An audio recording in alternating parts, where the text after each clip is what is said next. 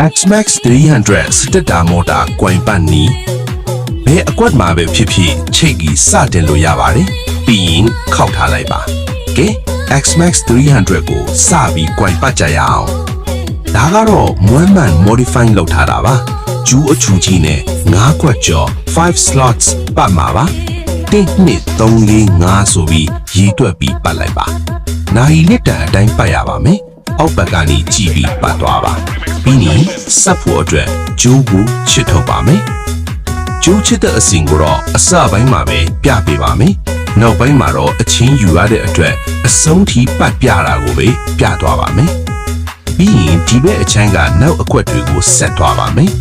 တတိယမြောက်ကွိုင်းတတိယမြောက်အကွက်ပါ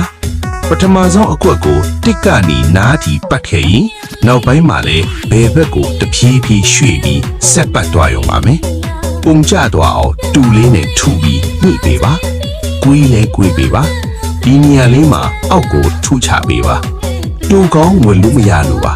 လောလောဆယ်တော့ကျိုးတွေကိုအရင်သေးတတ်အောင်စီးနေပါတယ်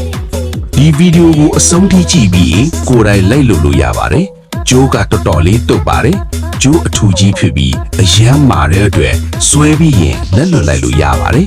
ကျိုးအထူကြီးမို့လို့ပြန်မကန်ထွက်ပါဘူး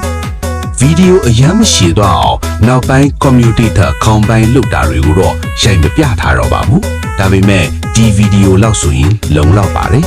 အဆုံးထိကြည့်ပြီးရင်ဒီအတိုင်းလိုက်ပတ်လို့ရပါတယ်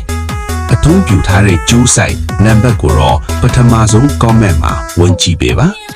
ဒါကတော့ cylinder ဘလောက်အကြီးစားပြောင်းထားလို့ဆက်နှိုးမရတာမျိုးဒါမှမဟုတ်စတက်တာမို့ဒါလောင်သွားတဲ့ X-Max 300 စိုက်ခဲ့တဲ့အတွက်1 month ပြီးပတ်ထားတဲ့စတက်တာမို့ဒါပါဒီဗီဒီယိုလေးကအတိုင်းပဲလိုက်ပတ်လို့ရပါတယ်ကျိုးဆိုင်ကိုတော့ပထမဆုံး comment အောင်မှာရေးပေးထားပါမယ်ပြီးကနေပါပြီဒါဆိုရင်တော့ပြီးသွားပါပြီတက်ပြီးဖြတ်လိုက်ပါမယ်အခုတရရဲ့ဖြစ်အောင်လိုက်ပြီးအချောတက်ပါမယ်နောက်ဗီဒီယိုလေးကိုလည်းစောင့်မျှော်ကြည့်ရှုပေးပါဦးဒီဗီဒီယိုကတော့ coin ပတ်တဲ့အပိုင်းပါနောက်ထပ်အသေးစိတ်အချက်လက်တွေအကုန်ပါတဲ့ဗီဒီယိုတစ်ခုထပ်လာပါမယ် ground short ကြမကြစစ်ဆေးဖို့မမေ့ပါနဲ့ ground မကြဘူးဆိုရင်တော့နောက်တစ်ဆင့်ကိုဆက်သွားလို့ရပါမယ် commutator ခေါင်းတွေကိုကဟေဆော်ပါမယ် okay မချက်